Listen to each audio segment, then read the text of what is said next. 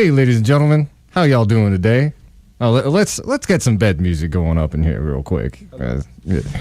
Yeah, we're on. Want to welcome all y'all again. Hello. This is that special time of week that we dig underneath all the BS. Yeah, you are on, my friend. We tell you what's actually going on. We cut through the mainstream media's filters of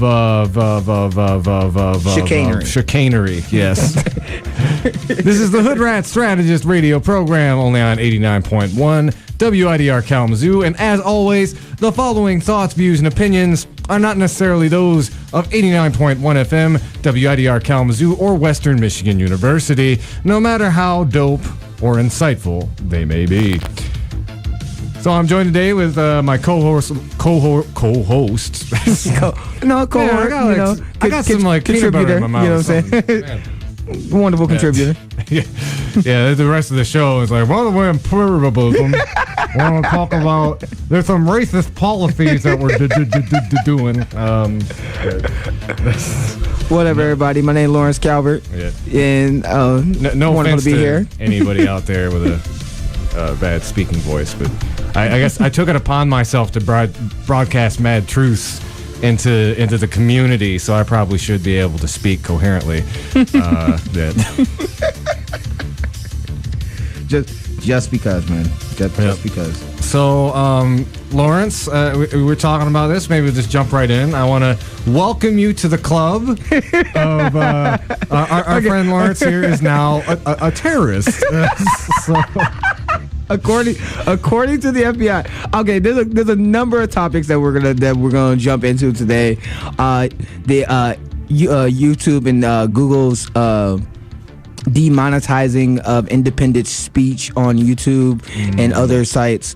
We're gonna talk about a Bernie-crat in the Deep South winning. Yeah. That's ridiculous. Yes, because John Ossoff couldn't even win down there. Yeah, Politico, and we're going to talk. I mean, Politico says that you can't run far left candidates, or what they consider far left candidates, and win. But yeah. I woke up today because I wanted to talk because I asked Andy. Andy sent this to me, and I saw it earlier, and I thought it was a joke, but it's not. Apparently, the FBI has created a category called Black Identity Extremism. Oh! Please tell us more, Lawrence. Black Identity Extremism. Basically, if you are a part of the Black Lives Matter movement, Young Justice, Color of Change, if you are a black activist, or you are a person in America that is fighting social injustice in our country, then you are, by definition, stoking racial tensions against the police and other law enforcement, and those tensions that you're sparking and those things that you're bringing up causes the deaths of law enforcement. And because you are protesting, because you are out in the streets, because you are being disruptive, you are hurting the lives of law enforcement, and you are an extremist. You are, under the FBI's guideline, a terrorist. Yeah, and just this is straight from the report. The FBI assesses it is very likely incidents of alleged police abuse against African Americans since then have continued to feed the resurgence and ideologically motivated violent criminal activity within the BIE movement. And I think it's very interesting. One, this is obviously talking about Black Lives Matter, but they don't even call it that. They give it like this weird little code name, BIE.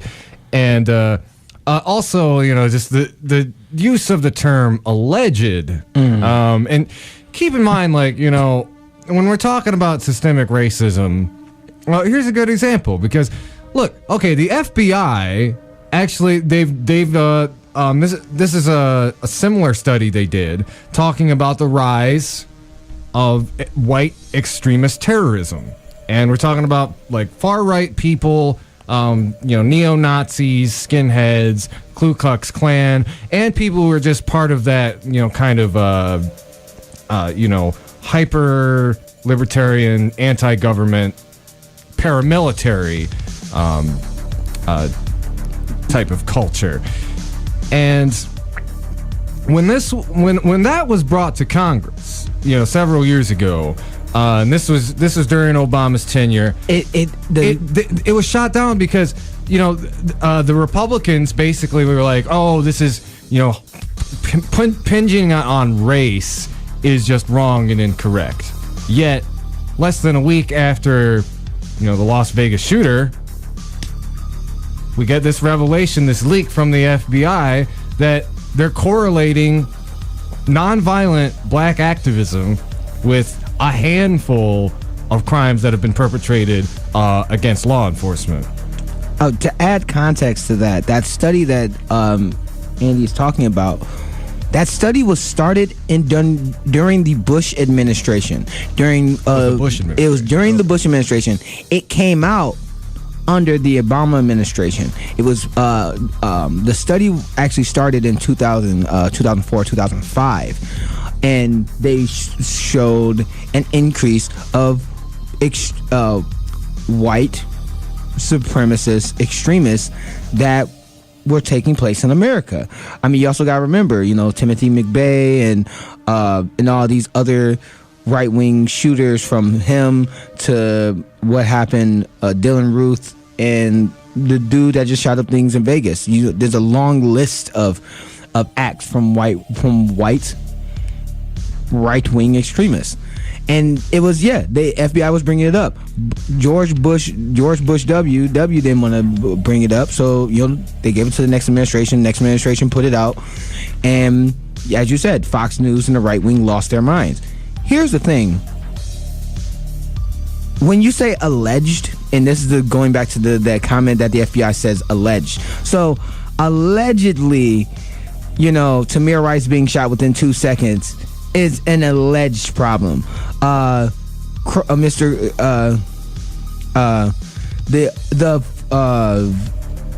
dude that got shot over Patrick Harmon, in Salt Lake City. I just pulled it up, and this is like, you talk about alleged, and this is the same thing with all these other videos going on. But like, you watch the video, and he's getting arrested, camera shakes around a whole lot, and then he's running away, and the police shoot him in the back. Oh, wait. Or the young Crawford. He was shot within 5 seconds at a Walmart where he was going to buy a airsoft gun. He was going there to buy a gun in Ohio. In Ohio, you can openly carry real weapons. Castile was a licensed gun owner. He got shot 7 times while his girl was in the car, while his daughter was in the car. He's actually an NRA member too. Yeah, it's kind of interesting. I mean, we don't even have to talk about people getting shot. After the Floyd Mayweather fight, one of the football players got tackled by 2 Las Vegas police officers, and they put a gun to his head, saying that we'll blow your head off, because he was a scary black guy. Michael Bennett? Yeah, Michael Bennett. Michael Bennett was tackled. There was a shooting or something that was happening after the Floyd Mayweather fight with Conor McGregor, and the Las Vegas police officers that was there on the scene were like, "Oh my God, the crowd is running. There's gunshots. We don't know where the gunshots are coming from, but hey, a tall, scary black guy, he's running with them. Let's tackle him down, put a gun to his head, and tell him we're gonna blow his head off." The case that's happening in St. Louis right now while they're protesting, the police officer in 2011 was chasing this kid who got in the car, and yes, that was wrong. Kid shouldn't stole the car, whatever. But the cop says in the videotape, "I'm going to get out and kill this kid." And what did the cop do? Well, he didn't use the word kid, by the way. Oh yeah, he used the N-word, saying, "I'm going to kill this." Yeah. And what did he do? He killed him.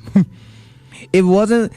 There's number of cases. There's numerous of cases that we've seen from police officers saying, "Hey, that black guy looks like a bad guy," and then that black guy ends up being shot and killed. There's number of tapes of of systemic injustice, and for the police to say, for the FBI to say alleged.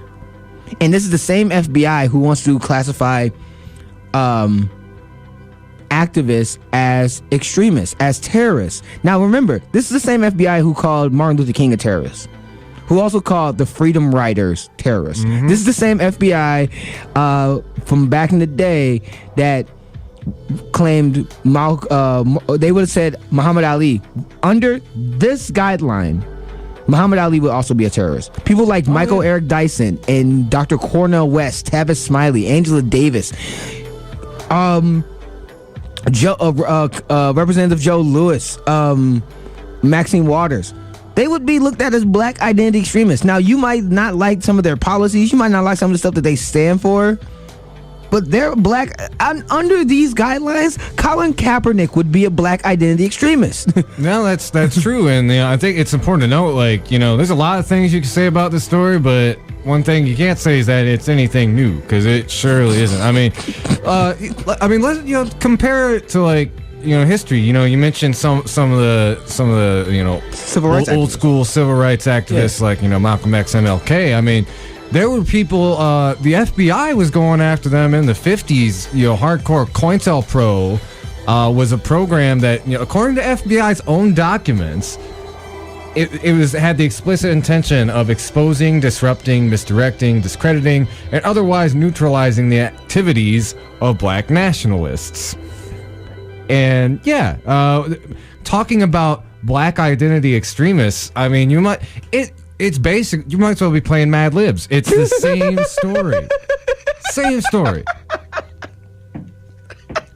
Mad Libs. Yeah. Yeah. Mm-hmm. Doc, the thing that makes me upset is that the FBI, because it was said during the election that a lot of people in the FBI supported Trump and liked Trump. And that means that the FBI has a certain level of biasness towards black people. They have a certain level of looking at our society in that in some people, a good portion of the people in the FBI do. But this is the sad part. These people are ones who can enforce these policies that create the systemic problem that we have. And these are supposed to be the people who are protecting us. Yet if you are talking about systemic injustice, like black people being 4.5 times more likely to be shot while they are unarmed, and you bring that up and you're upset, or you're upset because a police officer killed an unarmed civilian, like the young 16-year-old in Chicago who was shot 16 times while he was walking away from a police officer. Yes, he might have had a knife on him. He was walking away from police, and you shoot him 16 times. And let me just I'll throw this out there. Any of y'all got some conservatives in your family are just like, well, they're criminals. Why does it matter? Okay, let me explain something. This goes all the way back to some of my feelings after Ferguson happened, which I used to be a mental health professional. I had to deal with young people who were extremely strong, who would engage in self-destructive behavior and would attack me and my coworkers. But we were trained to handle it in such a way to do it so the least amount of harm is done to them, and making taught de-escalation skills. And this is a gig I had where I made $11.50 an hour at this treatment clinic. Now, if you're gonna tell me that a police officer can't get that level of training, that kind of de-escalation training, instead of whipping out their gun and trying to deal with somebody in a lethal way, that is absolutely ridiculous. And I hear we got a caller. We usually take a break around 5:30, so I would like to talk to you, but we're kind of in the middle of the flow, as it were. So yeah, again, there's absolutely no excuse when you have a suspect, even a suspect who's acting dangerous. You can de-escalate. You can. I mean, you're equipped with a taser. Wait. Yeah. It's not like we haven't seen the police do it in Kalamazoo. We've seen there was a white dude on Stadium who had had a long gun, had 12 gauge, and had an assault rifle. And the police was called to him because he was like within 1,000 feet of a school and whatever. And he was like, this is my right. I have a right to carry my weapons and all this. It's clear that the man was not in the right state of mind. But the police de-escalated the situation. They did not shoot this white dude. They talked to him for like 12-15 minutes. He sat down on the curb and took his gun, and he gave the officers his weapons. You're telling me that you can spend 15 to 20 minutes talking down this suspect who has like an AR-15 or an assault weapon and a shotgun, but a 12-year-old kid with a toy gun in the park gets shot within 2 seconds? or somebody dies in the back of a Kalamazoo cop car out of lack of appropriate and attentive medical care. That happened a couple of years ago. Yeah. I mean, again, and it's not like the Black Lives Matter people are asking, or people of, Young Justice, Color of Change, Black Lives Matter. It's not like the NAACP. It's not like they're asking for much. We're not asking for more privileges. The things that they're asking for is, hey, can we get treated the same way that you treated how you treated Dylan Ruth? Yeah. Y'all took Dylan Ruth after Dylan Ruth murdered 9 people and a U.S. congressman.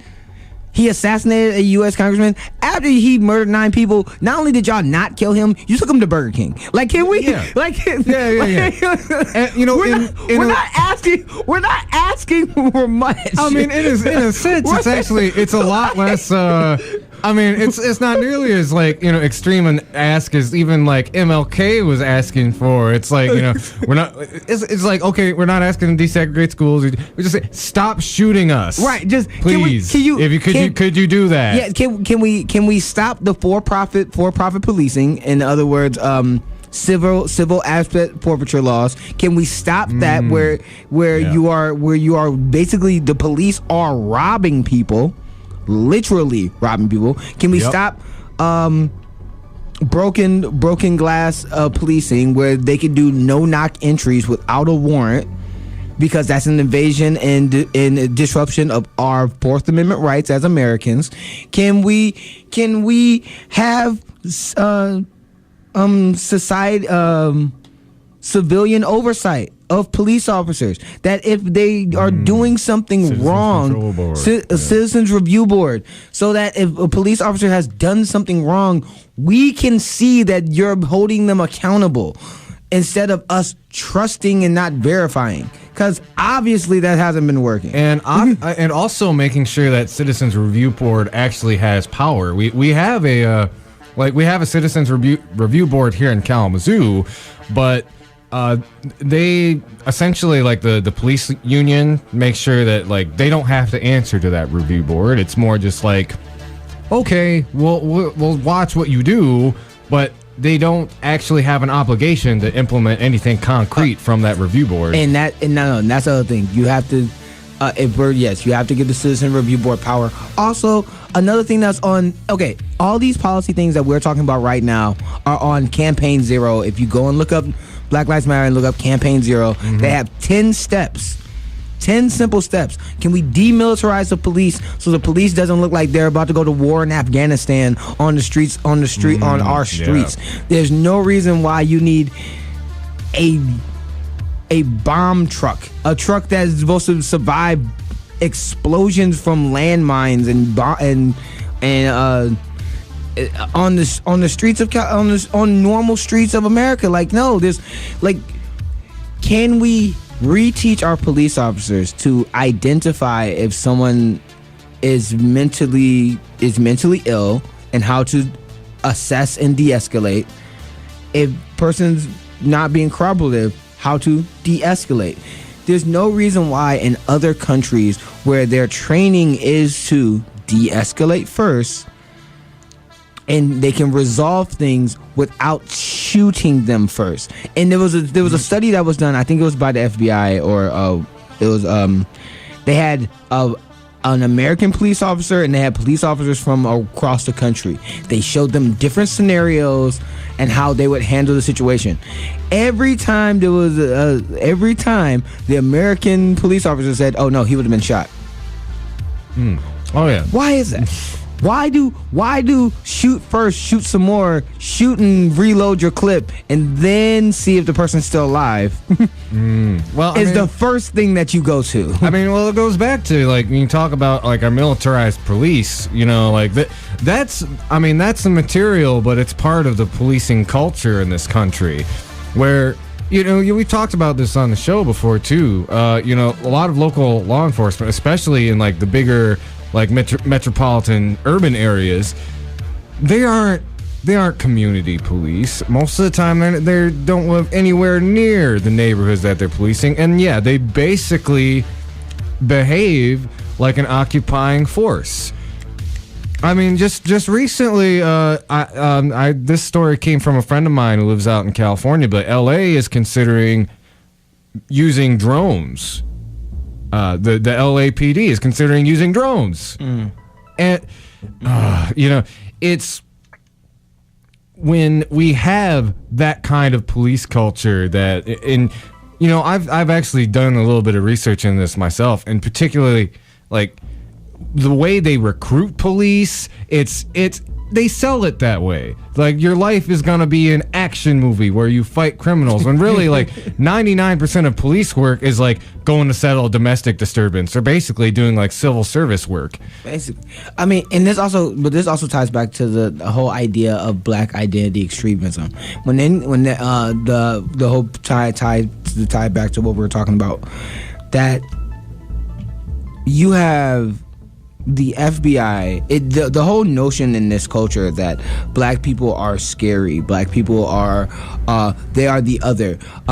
When the police officer was talking about Michael Brown, he was inhuman, he was demonic, he was hulking up when he was attacking him. These terminologies that are used to make it basically okay to discriminate, to disenfranchise, and ultimately to kill minorities and other black people and brown people in this country.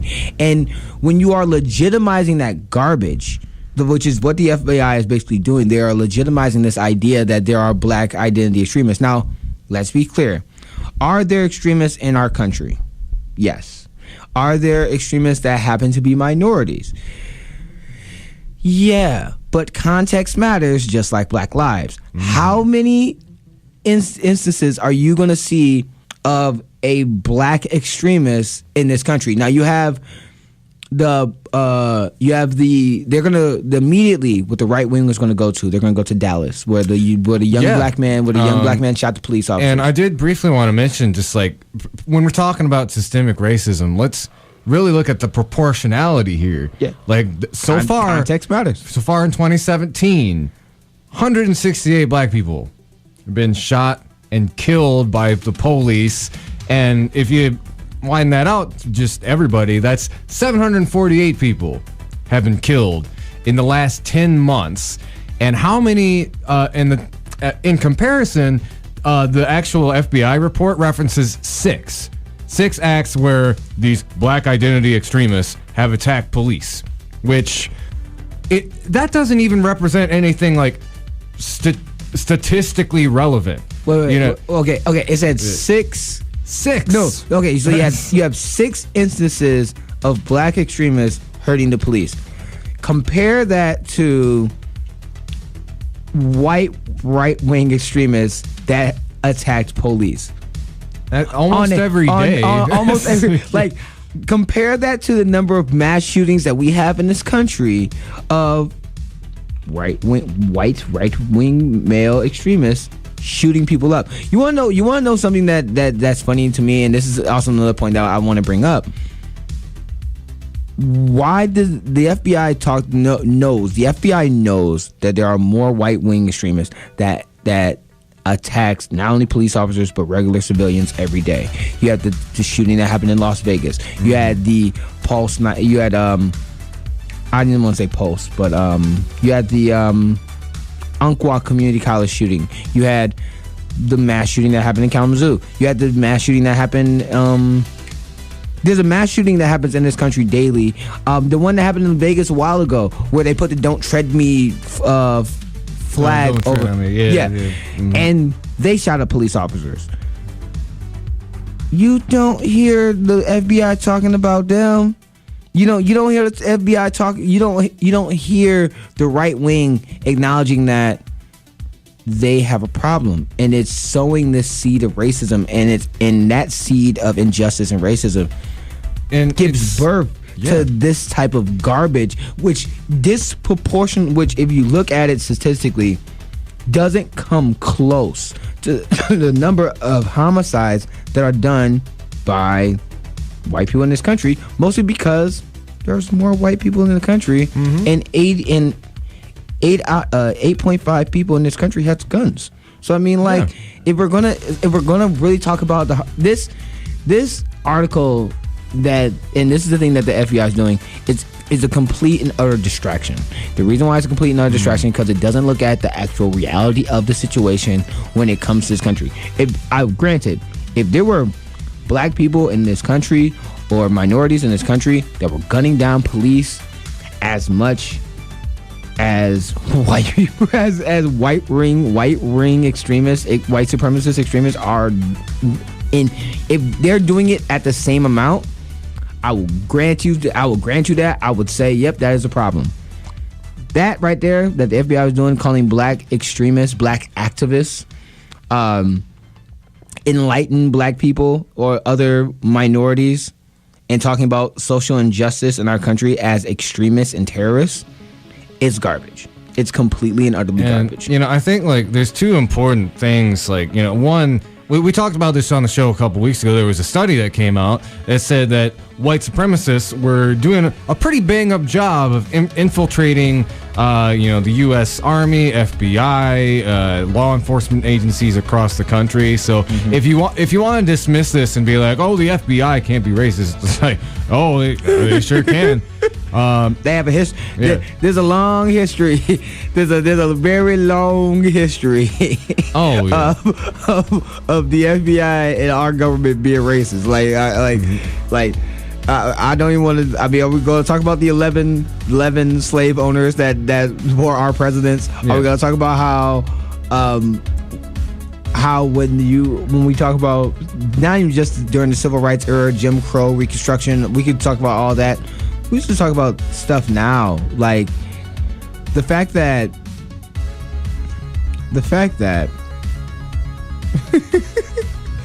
okay, the fact that this could even come out, or this has even come out, that that they see this as a problem, and they are not acknowledging the actual problems that are actually going on in our country, shows how systemically corrupt and racist that they can actually be. And I think there's an economic dimension to this too, because I mean, okay, what's the difference between these white extremists and this literal you can count on one hand if you had an extra thumb number of black identity extremists who've gone after law enforcement, and what it really is.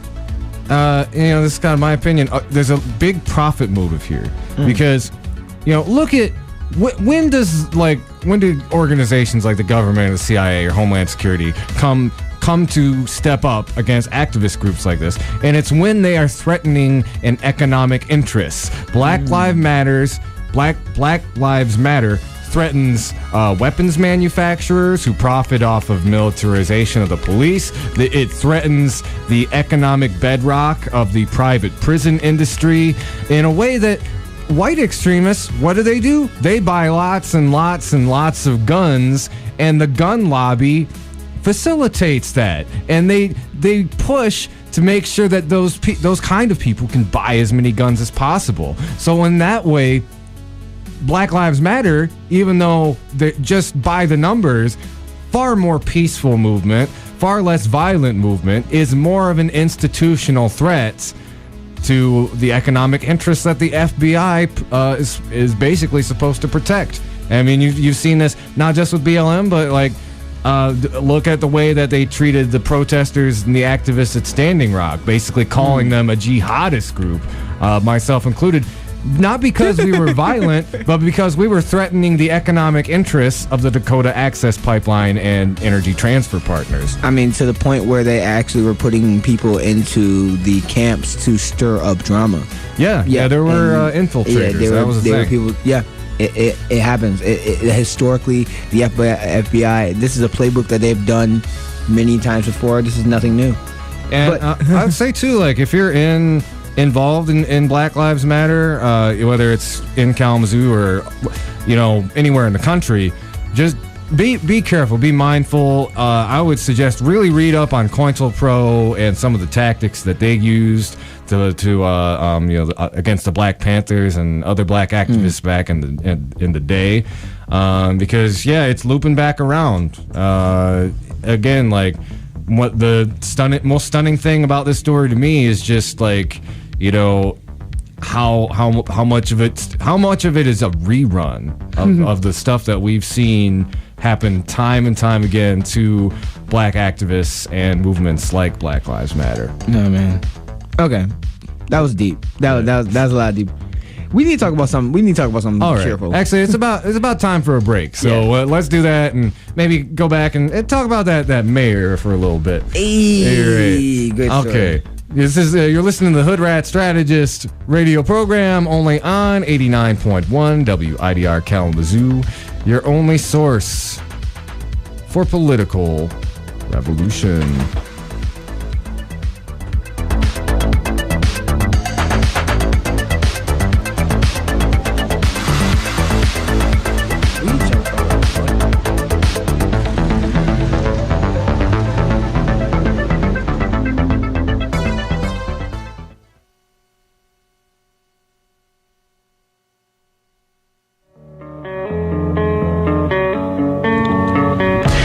Be apparent, but hunger is a rather prominent issue amongst the student body of Western. The Invisible Need Project is a multifaceted initiative that's aimed to help struggling students. Every 2 weeks, generous people donate their food to the pantry located in the Fawn Student Service buildings or other drop-off locations. All you need to do is grab a reusable bag and grab whatever food you need to help sustain yourself. If anyone's unsure when their next meal will be, or if you have a little extra food you'd be willing to donate, the food pantry is your place. If you're looking to help donate, become a volunteer, or just learn more, call 269-387-4742 or email dosa-inp@wmich.edu for details.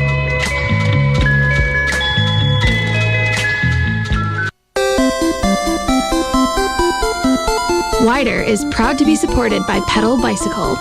Pedal Bicycle has 2 locations, on 611 West Michigan Ave and 185 Romans Road. More information can be found at pedalbicycle.com.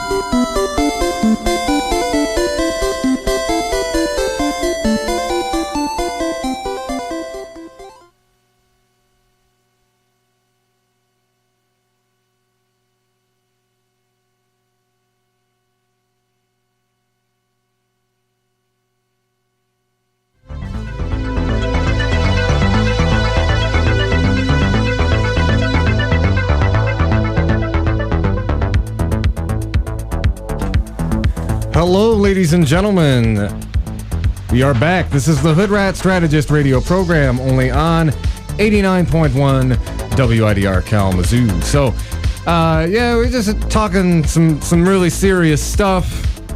If you're part of BLM, protect your neck, because the FBI is looking to stir up crap. But hey, we got some good news too. Before we get to that story, I do want to say one thing that should make you all smile. I know a lot of you probably don't like rap music, but it doesn't matter if you don't like rap music. If you saw the hip hop awards last night, you would have saw this 4 minute freestyle that Eminem did about Donald Trump and the state of our country. It was one of the best freestyles, in my opinion, that I've ever heard from M. It's one of my favorites. And, you know, in my opinion, M has to go down as one of the best lyricists and MCs of all time. If you have not seen it, you need to see it. It's amazing. It's fantastic. And that made me smile this morning. And this story made me smile this morning. Andy, what's the this is the story about the populace, right? Yeah, I'll give a little background. So this is in Birmingham, as in Birmingham, Alabama. Ooh, and deep red. Yeah, deep red area, deep red state.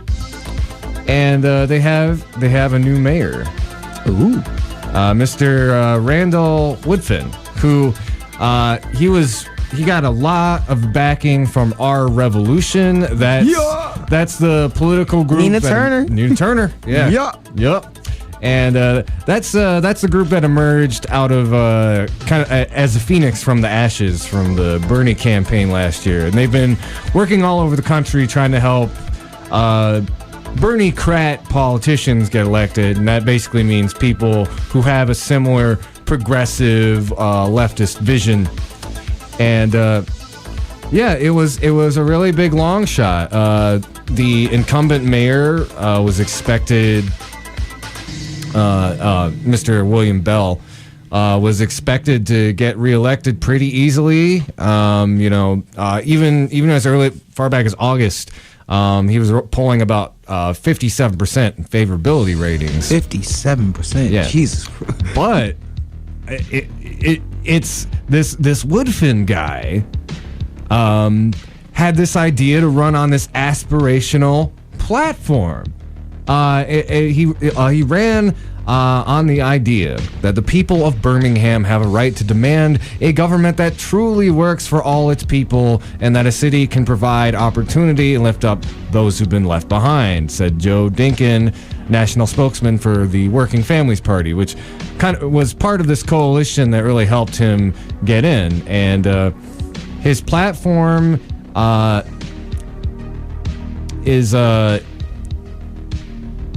not the most it's not like some sort of hyper socialist radical thing, but it is like talking about implementing these progressive policies at a local level, and again in a place where geographically you like this was should be the shot heard around the world. Actually, the fact that it's not getting publicized more it maybe kind of says a lot unto itself. But to think that this guy, in a span of about 6 months, took that platform that Bernie gained so much traction with on the campaign, and was able to take one of the reddest cities in one of the reddest states in the country. So, it's this article from The Intercept that I've been reading, it goes on to say that there's another one coming up in Atlanta. It's a former Senate Democrat, Vincent Fort. He's been a long time critically of Wall Street and the city's Democratic establishment, and he's also backed by Bernie Sanders and Our Revolution, and that's going to be coming up soon. And but he's already making changes in the city council in Atlanta. They voted to raise the wages to $15 an hour. They voted to decriminalize small amounts of marijuana. And this is stuff that, Vincent Fort, he's been working on for years, but kind of just like this environment that we're in really allowed him to push through these changes in a way that he was not able to push through before. We see this at the local level, national level, everywhere in between. There's actually like 16 Democratic senators supporting Medicare for all, which ain't much, but a lot higher than zero, which is what it's been basically since FDR floated the idea out and it got shut down by the kind of corporate Democrats of his day. So, yeah, this is really good and exciting news. And, this is a guy who gets elected and says he is vowed to make it the most radical city on the planet, one of the most progressive cities in America. And again, this is Birmingham. So, yeah, does that excite you, Lawrence? Yeah. Okay.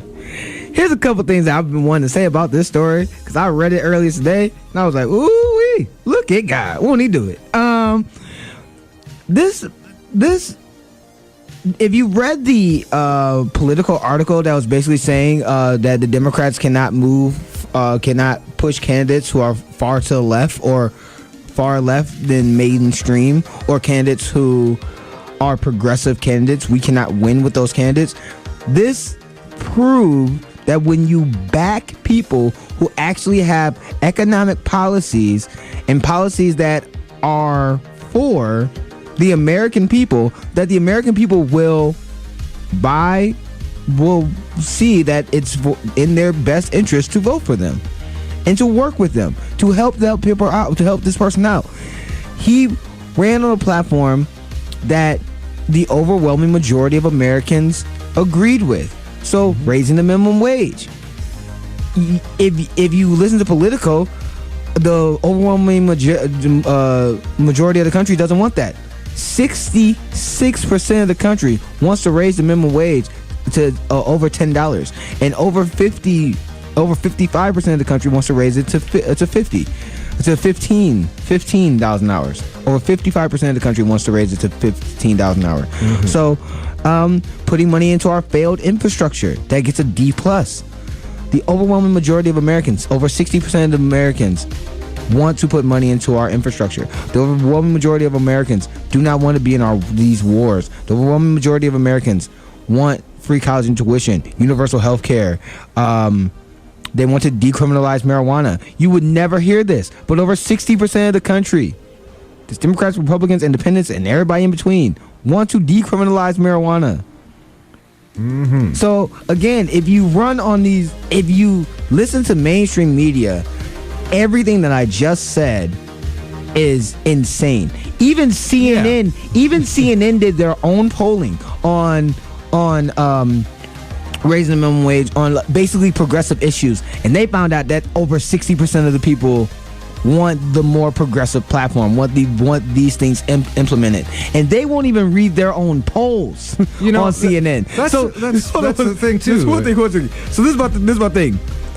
If the Democrats are smart, they would see that yes, this is a progressive wave that's coming. So Justice Democrats, we will replace you. Brand new Congress, our revolution. We are taking over. We are taking over, and this proves it. And this also goes back to the other thing. John Ossoff, who ran as a neo-centrist, like basically as a Republican light that the Democratic Party backed wholeheartedly, put money into. Most expensive race in history. They pumped more money into that race than any other they've ever done. We're talking about congressional races, and he lost. The Democratic Party. I don't think the Democratic Party really backed this dude. Our revolution did. The progressive United Left did, and he won. And this only makes me smile because you have other people like the Justice Democrats who are primarying candidates this year. This only makes me smile because I'm hopeful that we're gonna get more progressive people like Ro Khanna and others to put their foot down and to basically say, yeah, we're taking over. The overwhelming majority of Americans want these policies, and we're fighting for these policies. We're not fighting for milquetoast half measures. We want the things that the overwhelming majority of Americans want, and that's how you win. That's right. And we're talking a little bit about like how the mainstream media frames it, and it's a little scary because the Democrats in power and the people in the media who as we've seen are kind of not necessarily work with them, but will a lot of times collude, I guess. They are still in that bubble.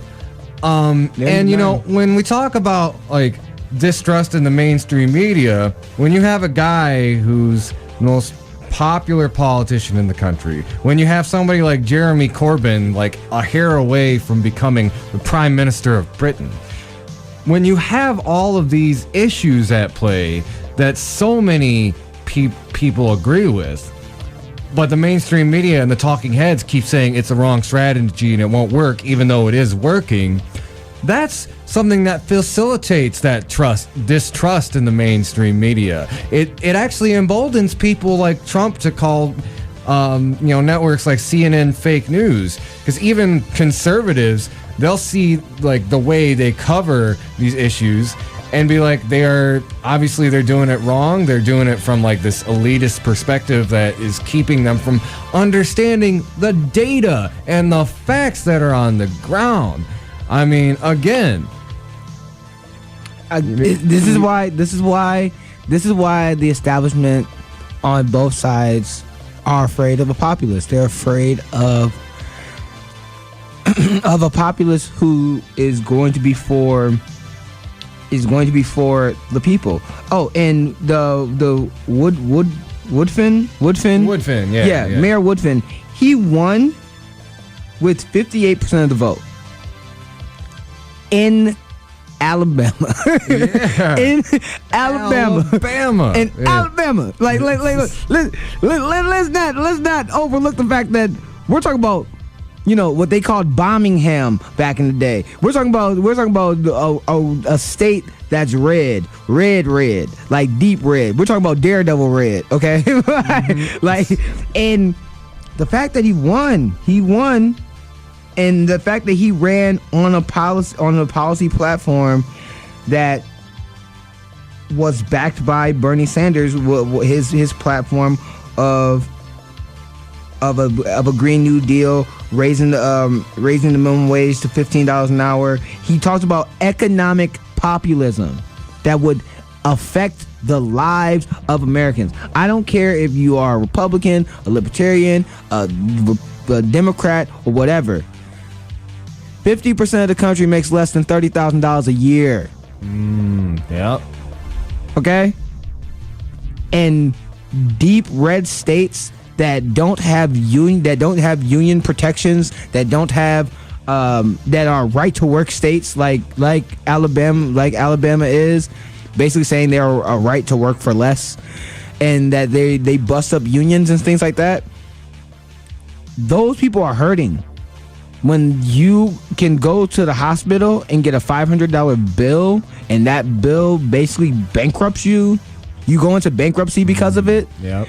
Or the fact that over 75% of the country lives paycheck to paycheck, and the majority of people that makes less than $30,000 a year are single mothers, are women and single mothers, and he wants to put more of that money into those people's pockets. And what we've learned, if you ever had an economics class, or if you listen to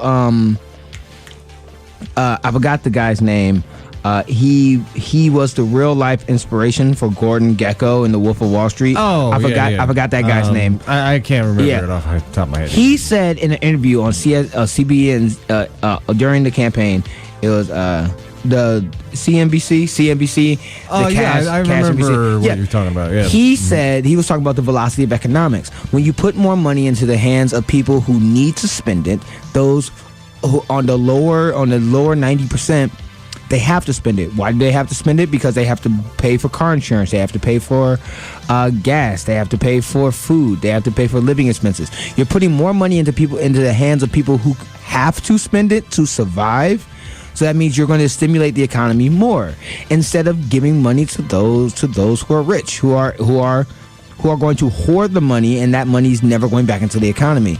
And when you're talking about raising the minimum wage, when you're talking about fighting for universal health care, that means we're not paying private insurance to give us adequate health care, and that we can use Medicaid and Medicare to negotiate with drug companies so they're not price gouging us. Like, Those are things that it does not matter if you are a libertarian or if you are a Republican. Those things affect your life. Yeah, those things affect you no matter what label you want to give yourself. And the fact that he would fight for that and he's standing for that is the reason why he won. Yeah. It's that simple. Yeah. You stand it's for not complicated. Yeah, stand for the principles and stand for the things that your constituents want you to fight for. You will win every time. It is not that hard.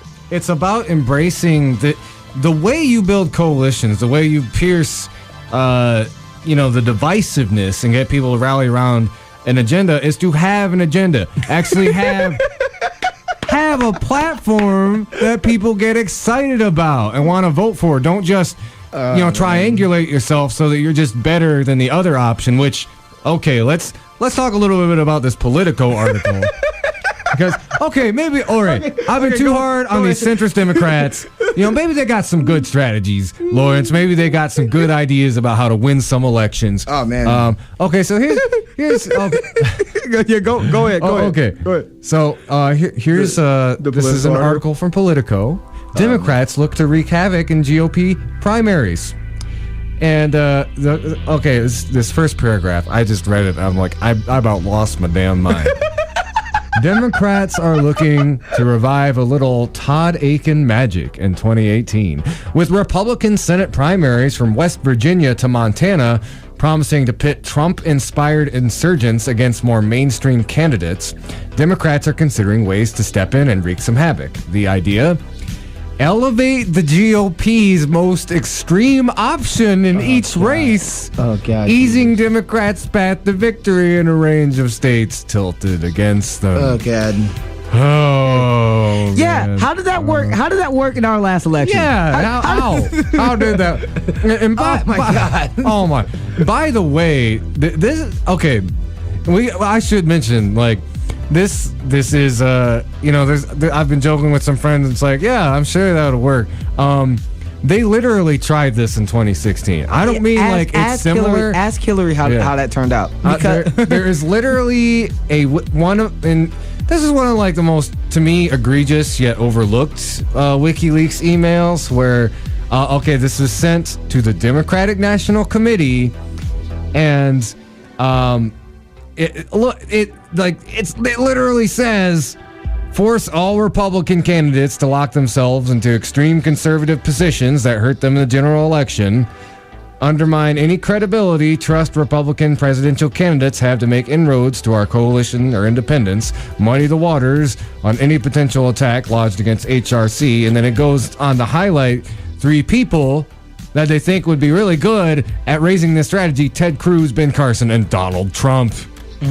By the way, this was in April 7th of 2015. It's actually before Donald Trump even announced, but this was literally and they told people in the media to take them seriously. So if you go back, Donald Trump ran for president several times, but it was different because the media was treating him like he was a legit candidate.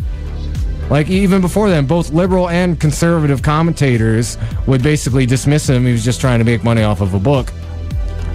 And it's their big. This was, if you ask me anything, this was their hugest mistake in the 2016 election. This decision, this political strategy right here, which not only backfired tremendously, but is craven and just morally wrong from that perspective, because they risked giving us Donald Trump in order to make the path easier for their centrist candidate, Hillary Clinton, and they gambled and we lost. Okay, and that's what happened. Here's the thing.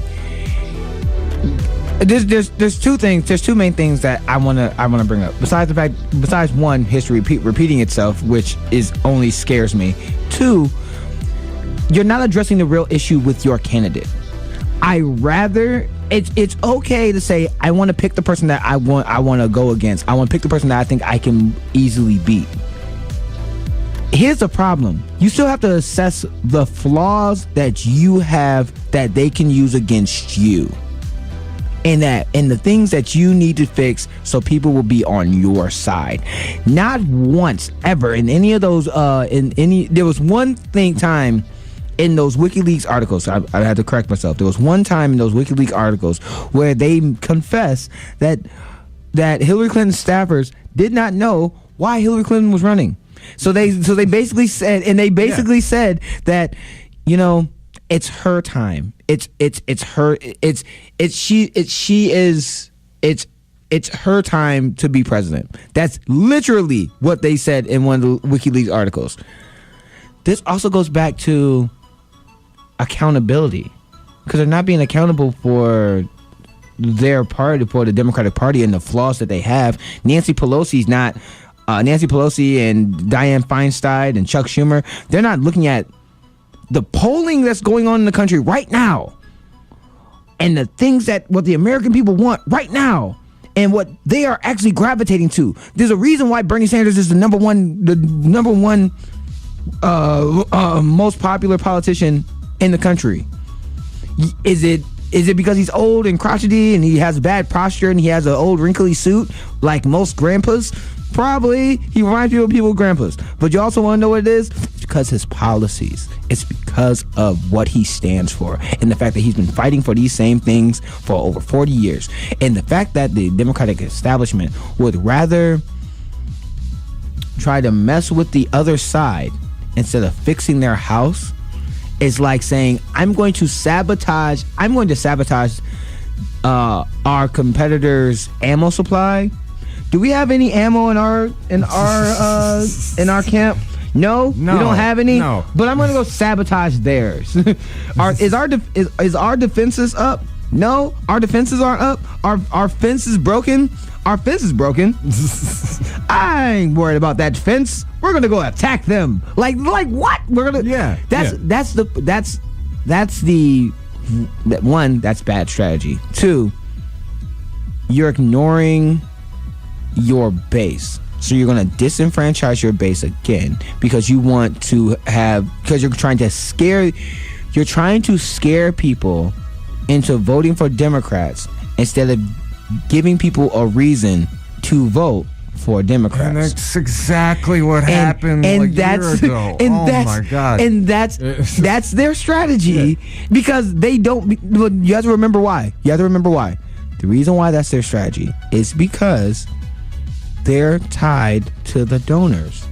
If they were to push for $15 minimum wage, if they were to push for single payer, if they were to push for universal health, universal free college and tuition, if they were to push for ending the drug war, if they were to push for ending the wars in Iraq and Afghanistan, that would hurt their donors' pockets.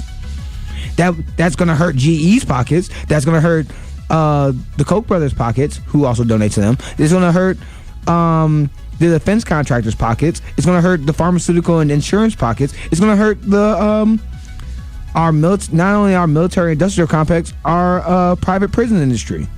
Yeah, and you know, in environmental, in passing laws that help out the our environment.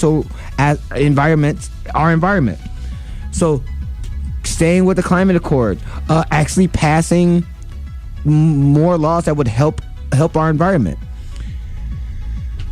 The fact that California is burning on fire right now, and the fact that you're not trying to push for any of those policies, and that's what the overwhelming majority of Americans want. Next week, because I gotta go right now.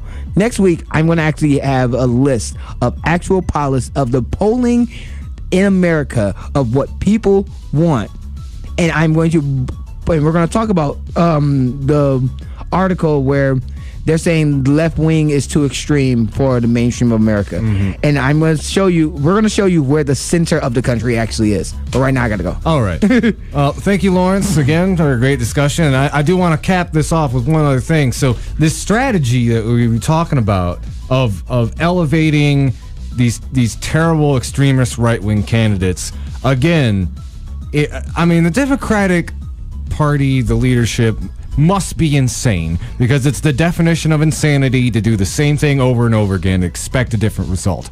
And I would also like to add, the stakes this time are even higher than the presidential election. The Republicans are just a few seats away from calling a constitutional convention. They get a couple more of their people in there, and they can rewrite the Constitution. And at a time when we are out on the front lines defending our communities from these extreme right-wing politicians, to chance getting even more in there and entrenching their power is absolutely it's moral. It's absolutely immoral, and it goes to it. You know what? It really goes to facilitate the right-wing populist talking point that the Democrats, or at least the elite Democrats, are these kind of out-of-touch people who don't care about you. Because this strategy says, no, we don't care about you. We want to get our centrist people in, and if that risks getting some crazy racist Trumpite into Congress and risking the Constitution, well, that's just too bad, because we'd rather have that get in there than you crazy leftist progressives. Well, again, because they would rather do that because they're beholden to the same donors. Yeah. When we've just seen it with the NFL. Like compare what Donald Trump said to the NFL owners to the action of what the NFL is doing now. The NFL, when Trump said that you need to fire these people who are kneeling during the national anthem. Yeah. You can some of the owners stood in solidarity with their players. They came out and said no, they have a First Amendment rights, and that should be upheld. When Donald Trump said maybe we should start taxing some of you NFL owners, then you get the Dallas owner, the Miami Dolphins owner saying, we're gonna punish those now because our money is now being hurt now. It's the same thing with these politicians. It's the same thing with the Democratic establishment and the Republican establishment.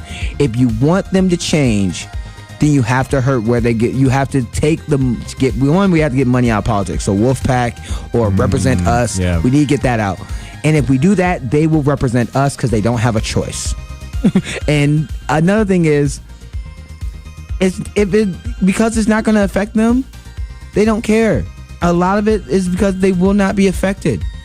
They will rather lose to a radical Republican than let a progressive win, because a progressive will change the system and change how they get their money. And the progressives, like we've seen this too, they get either really close or they rack up those numbers. And it should go, something that this strategy also ignores is the fact that in all of these areas they're talking about doing this have been targeted particularly with really intense voter suppression. Actually, John Ossoff would have won that race if it hadn't been for voter suppression, which is something the Democratic Party is not talking about at all. Oh my God! So, okay, here's the thing. There's two levels. There's two levels to that conversation that we're gonna have tomorrow. Yeah. I got to do it. Gotta go. But yeah, no, I'm just saying, like, when you play out the strategy, what we've seen historically is you cut it really, really close. We've seen it with John Ossoff. We've seen it with Clinton. Sometimes you win, sometimes you lose. But with all of these new voter suppression schemes in place, how effective crosscheck was, now with Chris Kobach, with this election integrity commission, it's only going to get worse. So the only way we're going to be able to win those seats is if you have a forward agenda, an actual answer to the problems that are going on in the world right now. Like Naomi Klein said, no is not enough. And if all the Democrats can do is just say no to the Trump agenda, we are going to have a scary Republican sweep in 2018. And it scares me. It scares me too. Yeah. But again, this is the reason why I have hope, because this brother won in Alabama. Yes. This brother won in Birmingham. Come on, Democrats. The Democratic establishment. We saw who you wanted to win, and we saw your best case scenario of how you should win in the South, and that person got beat worse than Hillary Clinton. This man who was backed by the populist left, by Our Revolution, by Nina Turner, who needs to be running for president, by the way. Yeah. Nina, if you hear Nina this, please. Oh God, Nina Turner 2020. Yes. Nina Turner, Bernie Sanders 2020. Yes. That is the ticket. But anyway, We see how to win. We just saw how you win in the South, and this is how you do it. I'm out. Yes. All right. Thank you, Lawrence. Okay, we're going to take a quick little break. We can come back. We're going to switch topics. You are listening to the Hoodrat Strategist radio program only on 89.1 WIDR Kalamazoo, your only source for political revolution.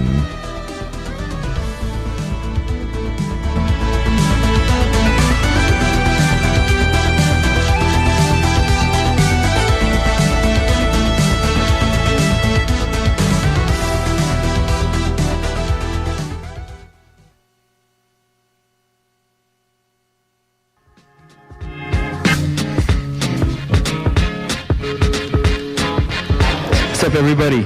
It's RJD2, and you're listening to 89.1 WIDR FM, Kalamazoo, Michigan.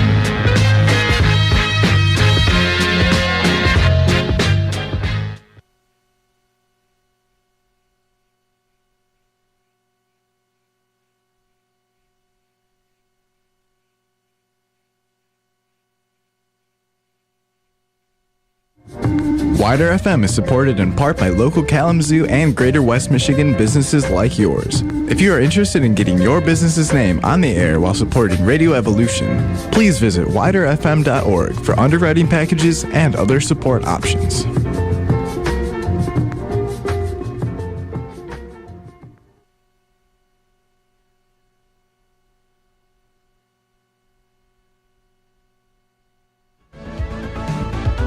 All right, ladies and gentlemen, I will be right back. I have to go use the little boys' room. But when we return, I'm going to be going into a deep dive talking about internet censorship and how it is affecting independent media outlets. Keep your dial locked. This is the Hoodrat Strategist radio program only on 89.1 WIDR Kalamazoo.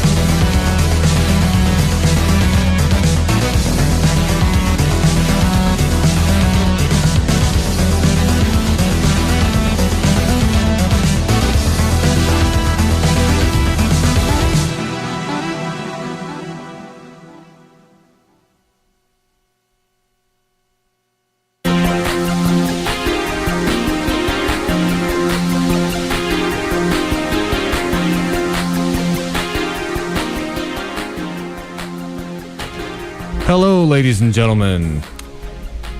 We're back. Hoodrat Strategist radio program. So, wanted to touch on something very important. And this has been an ongoing issue. This isn't necessarily something new.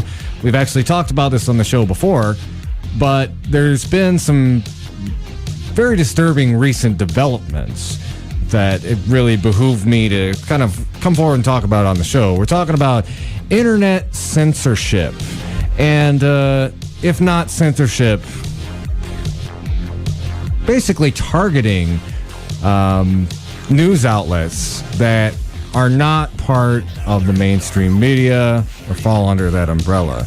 Now, I'm going to be discussing a couple of articles and a couple of outlets more in depth, but let's just do kind of an overview, sketch of the problem. So there's and especially in the last year, in the explosive 2016 presidential election, we've seen both on the left and on the right an explosion of independent media on the internet. Well, something we've seen much more recently since the November election, and particularly in the last few months, as there's been this kind of growing hysteria around fake news and this idea that there's, foreign governments like Russia are messing with the narrative. It's caused this hysteria that has caused not only the government to react in a certain way, but our corporations as well. And what I mean specifically by that, so there's a lot of progressive podcasts out there and YouTube shows. Some of my listeners, you might be familiar with them. If you're not, here's some good suggestions. Tim Black, The Jimmy Dore Show, Democracy Now!, and even some right-wing shows. I can't remember the name of it, but there's these two young black women who do like this pro-Trump YouTube show. And all of them, not Democracy Now!, that's a different issue, but these other ones I was talking about, like Tim Black and Jimmy Dore, and certain the YouTube shows that come out of RT, they have been demonetized. And that means that the advertising revenue they get, they no longer get that advertising revenue. This is a big deal. These shows get a ton of web traffic. They're very profitable for corporations like Google and YouTube. But now, these independent journalists and political commentators who have been doing some incredible work touching stories that either no one else will, no one wants to talk about, discussing things vividly that the mainstream media won't, like imperialism and anti-establishment news stories. They're now saying, no, you can't have money for your work. Because let's be clear, this is their labor. They go in and nobody's giving them a cookie, or there's no George Soros behind them giving them money, or if you're a right winger, there's no Robert Mercer. These are people making shows out of their garages, out of the studio space that they can rent. Other ones I'd mentioned, like The Humanist, another good example of a left-wing YouTube reporter who, again, is having his work demonetized. But it takes a lot of time and energy. Like, I do this show once a week, but they do this almost every day. They do so much research, and they do it on their own time. And it is shameful that we have this government, and we have these corporations who are so afraid of these opinions and these news stories that go against their collective line in the mainstream media, that they would pull their funding. And for me, I think it's really a case of it's an impingement on their First Amendment rights. And let's not forget how important these outlets are. Don't let me. I mean, I could spend a lot of time walking y'all through this, but yeah, outlets like CNN, they may not be fake, but they're paid. Independent media has become so important in the last few years because increasingly, due to financial pressure, outlets like CNN, outlets like MSNBC, even outlets like Fox News are more and more fearful of attacking really important stories like DAPL, like stories about political corruption, investigative reporting into corporate malfeasance. Because, again, that's where they get their money from. Like Washington Post. Here's a really good example. $650 million contract with Jeff Bezos, who is the owner of the Washington Post. I mean, people even within like the kind of Washington little deep state neighborhood refer to Washington Post as the CIA rag, So, again, it's not to say like these news sources are fake, but they're not telling you the whole story. And they are certainly deliberately obscuring very important stories that should be covered. A good example is the DNC fraud lawsuit. There weren't any mainstream outlets that covered it. They were even having a hard time getting traction on a lot of independent media, even though this case was essentially finding out if it is legally permissible for a political party to rig their own primaries.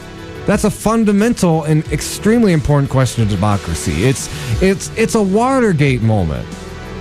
It would be a Watergate moment if our media still played the same role, our mainstream media still played the same role of watchdogging for the American people that they once did, but they don't. It's not entirely their fault.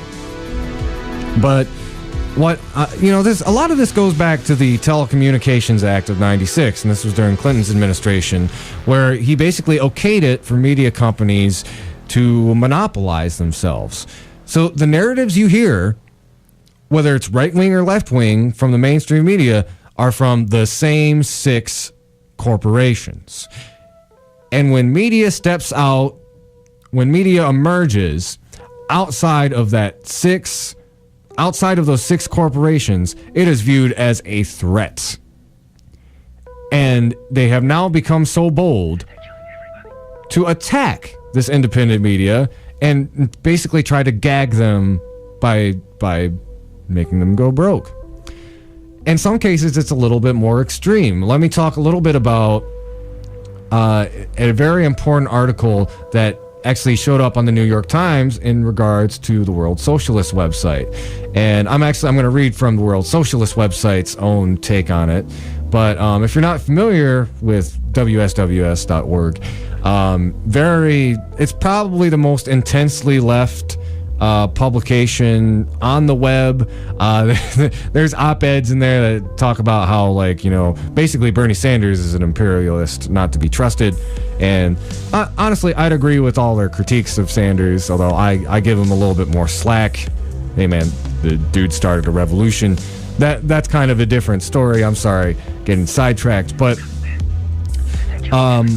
they have an agenda, but it's mostly about they're the World Socialist website, so it's all about creating solidarity among the working class. So if they have an agenda like Fox News has a right-wing agenda, or MSNBC has this kind of center-left agenda, then the World Socialist website, their agenda is building unity amongst the working class. So that's not really a bad agenda to have. But they talk about Google censorship, and this has happened to more mainstream alternative media too, like Democracy Now!, where they have, due to Google changing its algorithm ostensibly to fight the scourge of fake news, sites like them, like Counterpunch, like Democracy Now!, have dipped in traffic because Google has tweaked their search algorithms so that, when you look a certain thing up, that maybe is you can tie back to Democracy Now! Or the World Socialist website, the results don't pop up, so it makes it harder for the average person using Google to find your content. So I'll read a little bit more. This is published October 2nd on the World Socialist website, which, by the way, I would highly recommend them as a source too. They do have that kind of socialist bias, but they do some of the best investigative reporting on issues that really do not get a lot of coverage. They did a really detailed report on the police shooting in St. Louis. I read from that a couple weeks ago. Also, when our 10 farmers got ganked from, I believe it was the New Era area here in Michigan, Southwest Michigan, they were the only news outlet that actually came out there and covered the story, and they covered it very thoroughly. They talked to many of the neighbors. They found out exactly what happened. Really good article by the World Socialist website about 10 farm workers in Southwest Michigan who were abducted by ICE. So, again, people like, outlets like World Socialist website, Democracy Now!, they go against the established narratives. You know, like the Democracy Now! Slogan is the exception to the rulers. It's not an accident that these sites are kind of caught up in this algorithmic dragnet. And I'll read a little bit from this article. This is from the World Socialist website's perspective.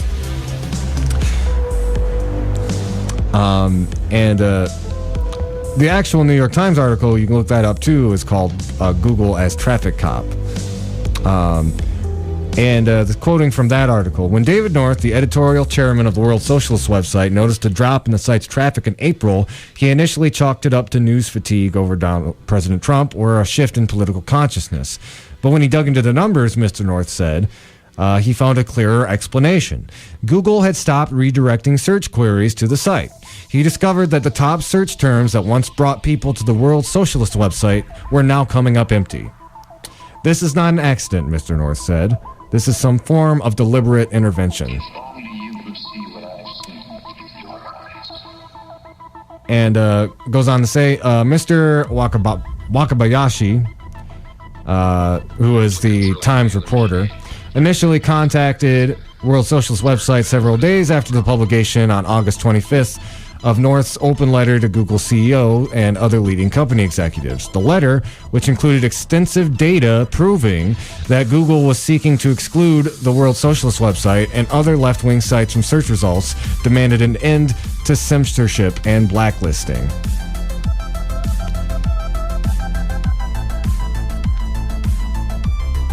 And here's some numbers, too, talking about some of the sites that were affected. And this is an open letter he wrote. So, Alternet.org fell by 63%. Globalresearch.ca fell by 62%. Consortium News fell by 47%. Common Dreams fell by 37%. Media Matters fell by 42%. Democracy Now! 36%. WikiLeaks 30%. The Intercept, 19%. All of these are websites that I go to quite often myself in order to bring you the news stories that I bring you on the show. All of them affected by this algorithm negatively. All of them losing those potential eyes and potential revenue that they need in order to sustain the incredible journalism that they do.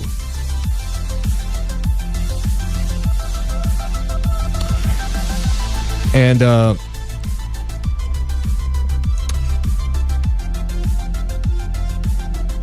here's an even clearer example. In mid-April, a Google search for socialism versus capitalism brought back one of the site's links on the first results page.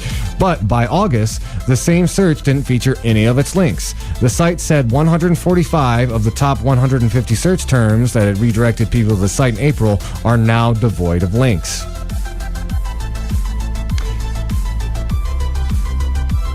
And Google has thus far declined to comment on the World Socialist website. And World Socialist website in their article basically says like that silence is tantamount to an admission of guilt.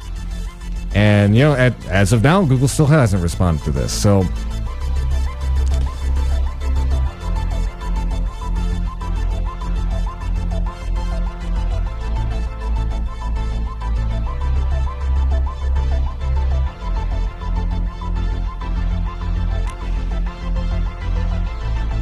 and, you know, it goes on to say, and this is David North's statement that ended up in the article. The World Socialist website's exposure of Google's attack on democratic rights is being widely followed and is having a substantial impact. The article that appeared in the Times was in preparation for a month. Its own research confirmed that traffic to the World Socialist website had fallen dramatically. When asked by the Times to answer our allegations, Google chose to stonewall its reporter. If Google had been able to refute the World Socialist website, it would have provided the evidence to Mr. Wakabayashi. It failed to do so because our charges are true. Google is engaged in a conspiracy to censor the internet. Google's effort will fail. Awareness is growing rapidly that core democratic rights are under attack. Google is discrediting itself as its name becomes synonymous with manipulating searches and suppressing freedom of speech and critical thought. So, yeah, please make yourself aware of this. This is a lot bigger than the World Socialist website. Again, that list that I read from, those are some of the most respected, diligent left-leaning sites on the internet. And yeah, whatever Google's doing, it is hurting them. So please keep your eye out for this. We need to protect our independent media. More than ever before, we need to protect our independent media, because the mainstream media is not telling us the most important issues of the day. They're not necessarily fake news, but they're bot news. And that's really the most important thing that we need to understand. We want those real hard truths. Not the truth about Kim Kardashian, not the truth about, some old lady finding, some Jesus bread in the Southwest. We need to find out those important truths that are sustaining the oppression that we all face in our everyday lives. And we're not going to get that from CNN, MSNBC, or Fox News. We're going to get that from independent media, whether it's the left, whether it's right, whether it's leftist, whether it's libertarian. And they're all under attack right now. If you're anti-establishment, you are under attack. And we need to make sure that we protect our independent media. I'm going to take a quick break. We're going to stay on this topic a little bit. I want to talk more specifically about RT and some of the problems that they've been facing recently as far as censorship and intimidation from the federal government. So keep your dial locked. This is the Hoodrat Strategist radio program, only on 89.1 WIDR Kalamazoo, your only source for political revolution.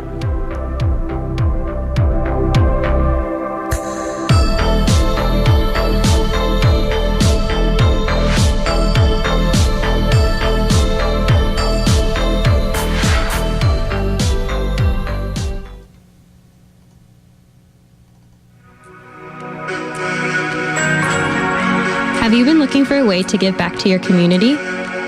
Focus Kalamazoo is hosting their third annual Project Impact on Saturday, October 21st. This is a chance to volunteer with a variety of organizations in the Kalamazoo and Portage area. If you would like to join or find out more information, visit focuskalamazoo.org.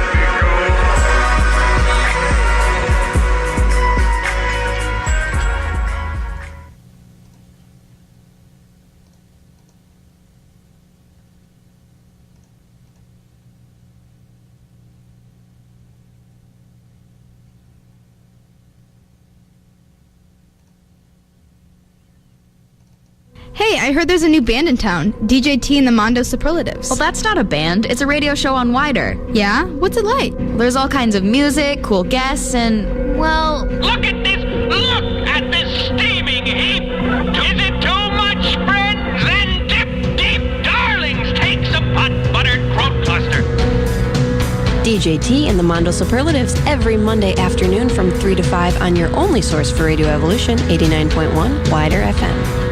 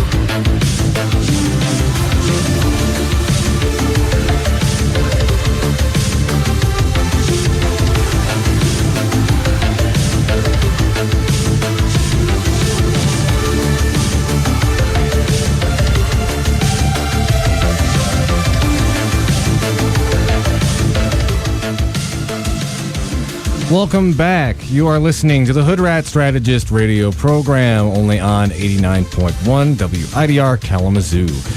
So, in our discussion of media censorship, there's another important media outlet that I wanted to specifically mention.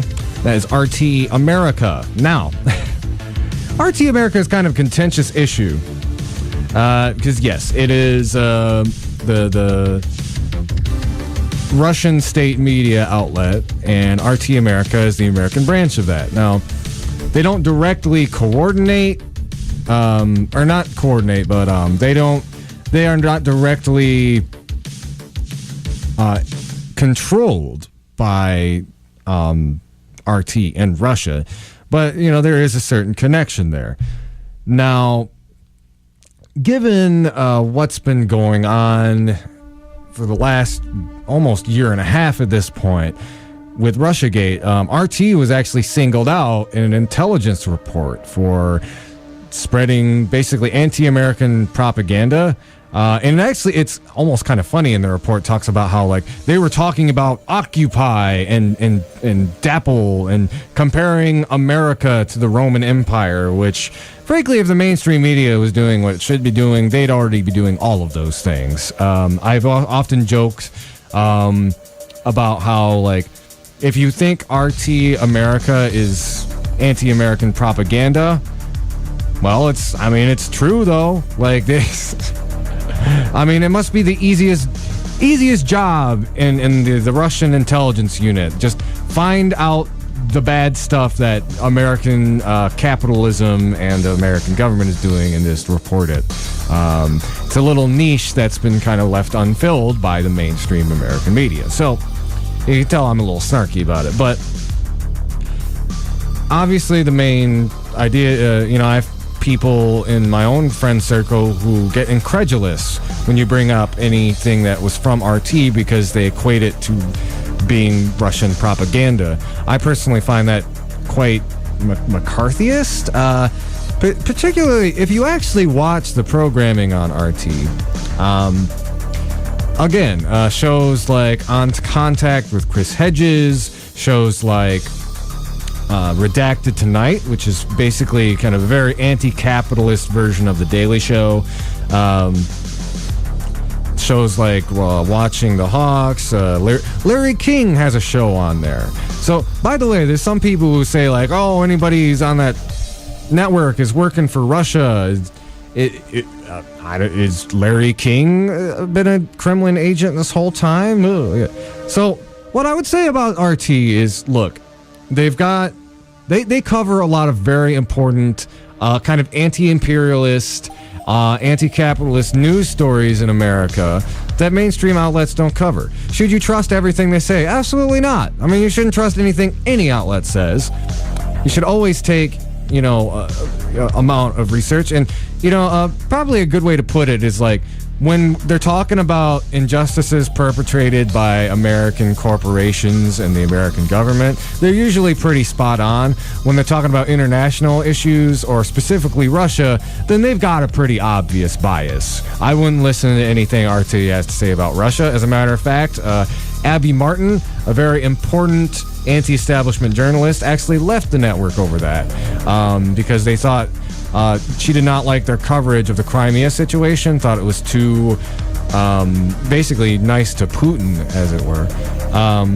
But a lot of the people on the network are talking about how like RT does not censor what you say. That's why Larry King works there. He said like they do not have to pre-approve my content in a way that like CNN or another mainstream network would. And again, for American dissidents, like for leftist American dissidents like Lee Camp and Chris Hedges, it is an integral and really important place for them to be able to spread their news. And especially like somebody like Chris Hedges, who his program is less about news and more about like interviewing activists and organizers and authors. It's almost more of like kind of a humanities and politics show. And there's no like, it is not about propaganda. one other thing about it, you'll often hear people say that RT is a right-wing network, and I'll let you know, yes and no. It's right-wing. It's also left-wing. It actually does something very rare, which a lot of the mainstream American networks simply don't do anymore. Like they're very clear. Like, this is a left-wing, this is a right-wing network. They actually have different shows that are skewed to different places on the political spectrum. I think you'd be hard pressed to watch a show like On Contact or Redacted Tonight and call it right wing. Be pretty ridiculous. There's some shows that are kind of in the middle. Larry King, his show, he'll usually like have both sides come on, talk about a particular subject. So kind of like a rotating debate panel. Watching the Hawks is not one of my favorite shows on there. I think sometimes they dive a little bit too much into hyperbole. They've had like anti-vaxxers and stuff, but they're kind of anti-imperialist left or libertarian. And then whatever Jesse Ventura is supposed to be, I'm not really sure. He's independent, but like his political philosophy is really all over the place. He's like a hard like NRA right-winger when it comes to guns, but extremely left when it comes to like imperialism and social issues. But anyway, so that's what RT is. That I just wanted to take a moment for those who are kind of like less informed. Like, that's what that network actually looks like. So yeah, biased towards Russia, but also saying a lot of very important things about the American empire that basically no mainstream news network will. And what they're trying to do right now, the United States government, they're trying to register RT as a foreign agent under the Foreign Agents Registration Act. And that's a 1938 piece of legislation that was adopted to counter Nazi Germany. The Russian Foreign Minister, Mary Zakharova, also went on to say, applying the FARA to RT will have serious legal consequences, and it will also compromise the safety of its employees. It demands disclosures of the channel's confidential data, including the list of employees and their personal data. In the witch hunt atmosphere that has been established in the U.S., this provision may pose a real danger. And, that does. We're talking about people like Larry King, people like Jesse Ventura, a comedian like Lee Camp, Chris Hedges, who has spent his lifetime as a war correspondent. He used to write for the New York Times until they basically kicked him out for being too radical. These people, they want to register these people as enemy agents, as foreign agents.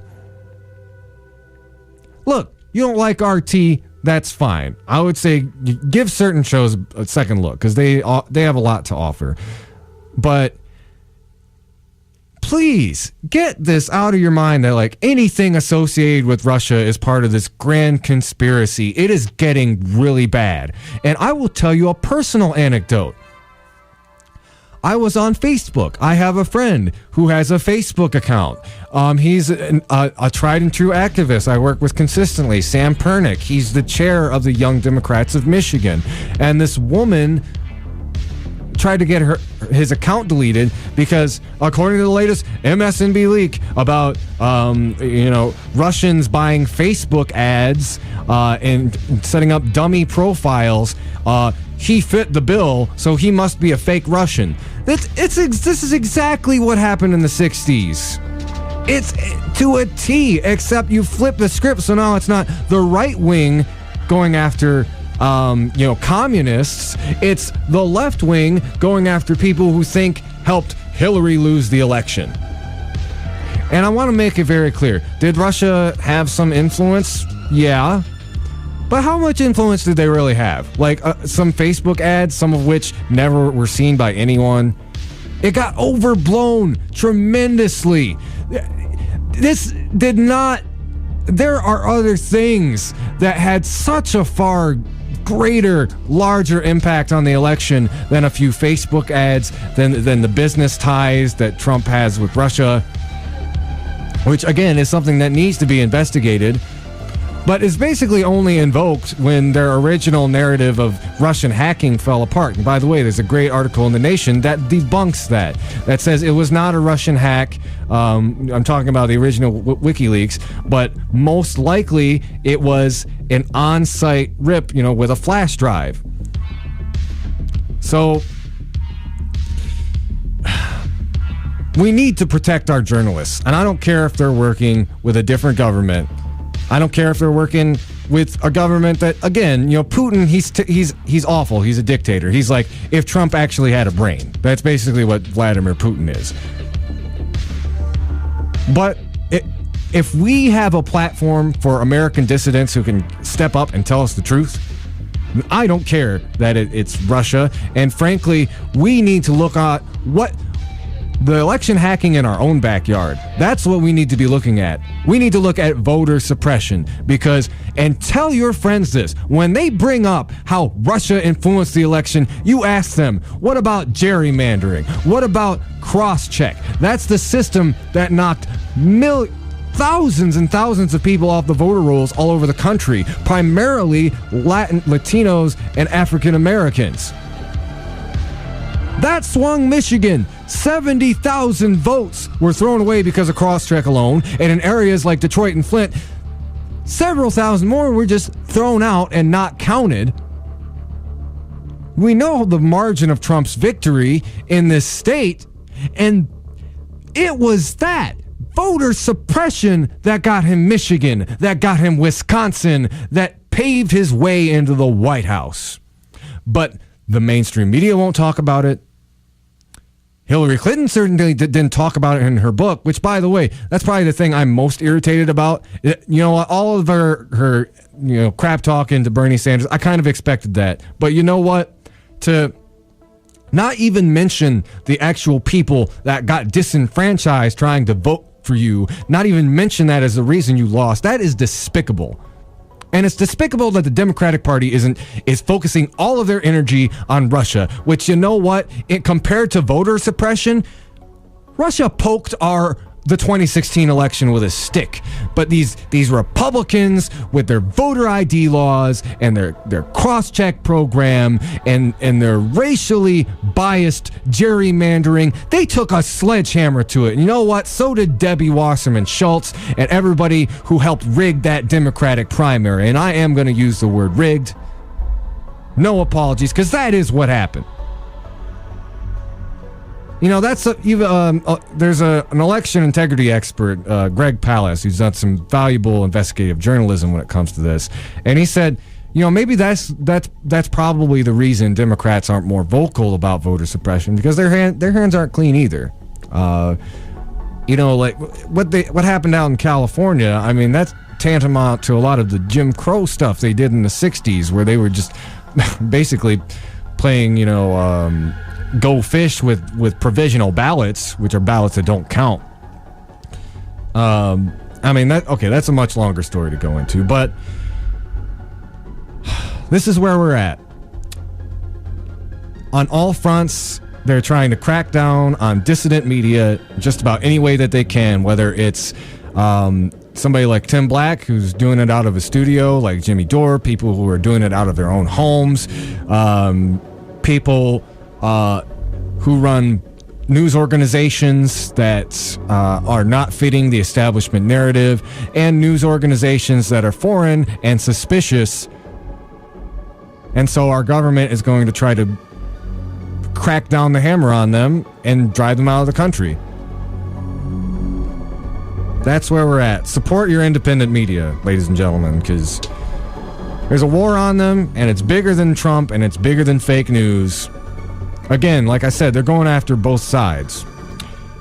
If you're not toeing the line with the establishment message, wherever that is on the spectrum, they do not want your message getting out there. They do not want that truth getting out there. So we've got to support them. So I wanted to end the show. Again, we've been talking mostly about national issues all show, and I wanted to mention the Kid Candidate Forum that happened yesterday. It was a city commission forum, and they asked a lot of really awesome and incredible questions. And I wanted to play one in particular since it was recently Mental Health Awareness Day, and there was a really good question about mental health care. And just to mention, there was also a vote, and I did get the tally. And in this vote, which was conducted by mostly like teenagers, young people in Kalamazoo, Chris Wamoff won the election for mayor by a 14-10 margin.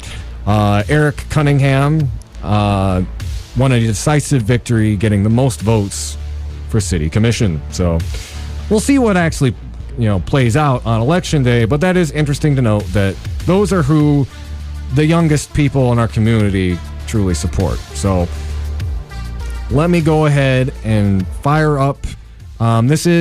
These are the city commission and mayoral candidates answering a question about mental health care in Kalamazoo.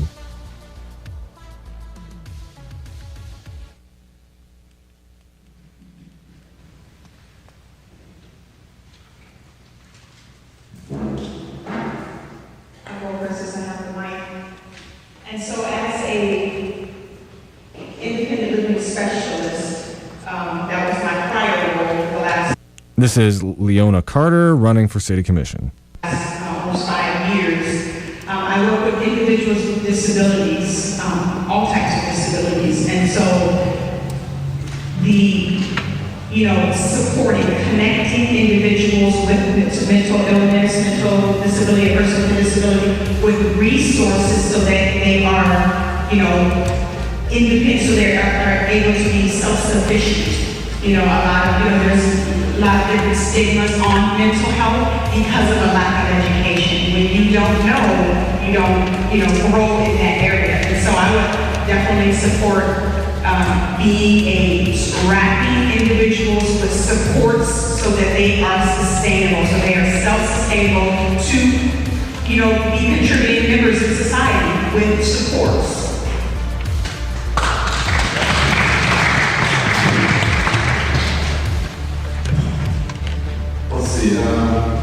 It's kind of a hard issue for me because This is Charlie Koss, candidate for city commission.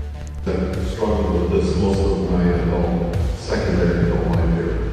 My daughter, when I was 2 years, she was 2 years old, I didn't really understand that she had autism. It's been a struggle. To a certain extent, we've been on the front end of all that. A lot of the services weren't available or became available. And fortunately, there are a lot of services now. There's a lot of organizations that are focused on that. She's now 19. I had to struggle to get her to the KBCC. I had to struggle to keep her there. So I personally know how this goes. And it's really important that there are a lot of understanding people, a lot of supportive services. And what I found at KBCC was they had great support there, but you had to seek it out. And I think that as we move on here with KCNHS, has services there. And I think that as our society in general is accepted. Thank you. So, Brenda, to clarify. This is city commission candidate Aaron Knott. You've asked 2 questions, we're getting 2 minutes.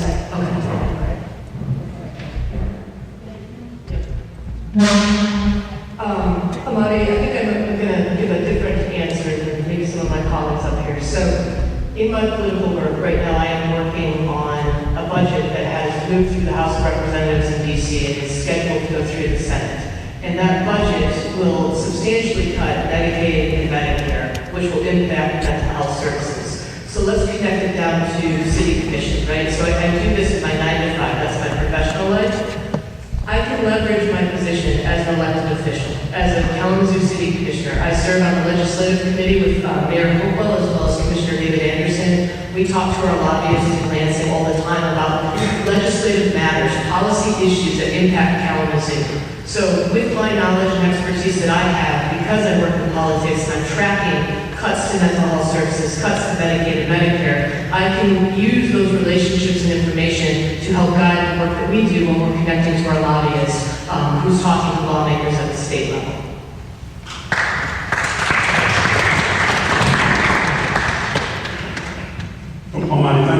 question. So we have This is Mayor Bobby Hopewell.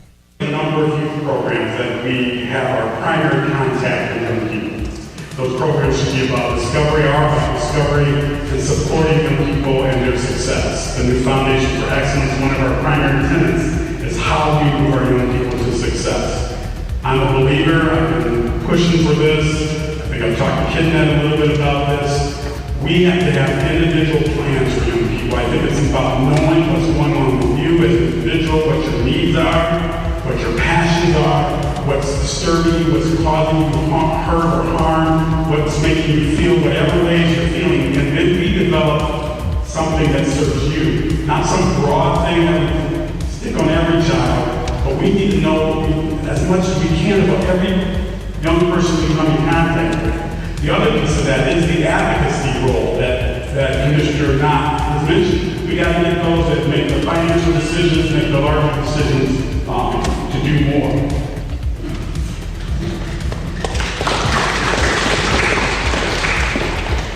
So I worked 7 years at the Kalamazoo Psychiatric Hospital.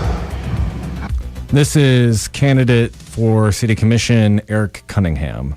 I saw a lot of instances where individuals who come to the psychiatric hospital, that means you burn up every single bridge. Nobody wants you. You have to be in a locked facility. You come to us. And the issue is, a lot of times, is the funding. Funding just isn't there to support. But what I found out in a lot of those charts was abuse. Abuse at a very young age. And that leads to a lot of mental instability as you get older. And I had one kid, he was literally locked in a box for years. Mind, I couldn't imagine that circumstance and not to have somebody who would advocate for you in those circumstances. So now, eventually what happened is he ends up at the psychiatric hospital because he's dealing with one thing or another. I think two things that need to happen: love and respect from a very young age should be given to every child.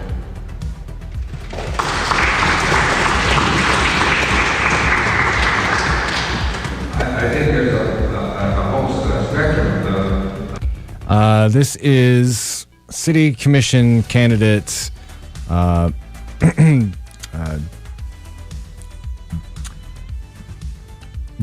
Jack. Oh my God, I'm having a brain fart. All right, I'll let him speak real quick, and I'll give you that last name. Difficulties with adjustment to living in the world, from serious mental illness to just questions that we all deal with as we enter puberty and go through high school. Am I different? Why am I different? Should I be different? Do I have to be different? Or I want to be different and I need support for that? There's a whole spectrum here, and I think several people have already mentioned it. The approach that I advocate is to listen and to try to tailor what is needed for each individual by you guys telling us how to help you and for you to believe in yourself. So many people I know, including myself, when I was younger, didn't believe in myself as much as I really needed to, and I think we need to help people believe that they have to do what they need.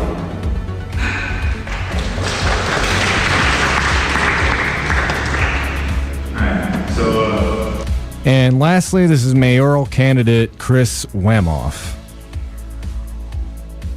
mental health is what I've worked in for 20 years. I've been doing it since I was 18. What I've seen in 20 years of mental health is more about money and budgeting and less about helping the people. And it didn't matter who the government was, it didn't matter who was our state elected officials, it was about money. It was about money from pharmaceutical companies. There's a lot of regular mental health that happens with regular abuse, and unfortunately it's more abused than treated with a lot of medications. We've got to get profit out of how we treat mental illness, and we've got to get some kind of budget for it. It's one of the most gutted parts of Michigan. And to turn that around for these people, you've have to turn around the last 20 years of legislation on it because it just went to a few select people. It's the same problem we have in a lot of areas. And it's going to take more than just voting to fix it.